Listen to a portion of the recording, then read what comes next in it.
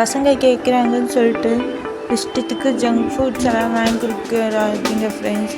இத்தனைக்கும் ஒரு 5 வயசுக்கு மேலே இருக்கிற பசங்களாக இருந்தாலும் சரி, 10 வயசு 20 வயசுக்கு மேலே இருக்கிறவங்களாலும் சரி ஃப்ரெண்ட்ஸ், ஓரளவுக்கு தான் லிமிட்டு. அந்த லிமிட்டுக்கு மேலே போகக்கூடாது. அதுவும் சின்ன வயசு பசங்களுக்கு சுத்தமாக கொடுக்கக்கூடாது ஃப்ரெண்ட்ஸ். அது வந்து ஸ்கின் கேன்சரு, பிளட் கேன்சரு எல்லாமே வர வைக்குது ஃப்ரெண்ட்ஸ். முடி வேறு கொட்டிடுது, ஸ்கின் அலர்ஜிஸ் எல்லாமே வருது ஃப்ரெண்ட்ஸ். அது வந்து மைக்ரோஸ்கோப்பில் வச்சு பார்க்கும்போது அதோட எண்ணிக்கை வந்து பல மடங்கு அதிகரிக்குது. நான் உங்களுக்கு நாளைக்கு டீட்டெயில் அதை பற்றி நான் போடுறேன். கொஞ்சம் அவாய்ட் பண்ணுங்கள்.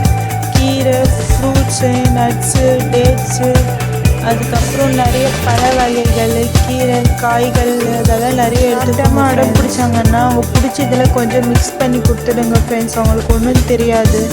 அதனால் ஜங்க் ஃபுட்ஸ் கொடுத்து உடம்பை கெடுக்காதீங்க ஃப்ரெண்ட்ஸ். அவங்களுக்கு தான் பின்னாடி வந்து ரொம்ப ப்ராப்ளமாக இருக்கும்.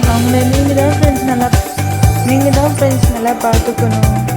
இது கரெக்டாக நினச்சிங்கன்னா கமெண்ட் பாக்ஸில் கமெண்ட் பண்ணுங்கள் ஃப்ரெண்ட்ஸ்.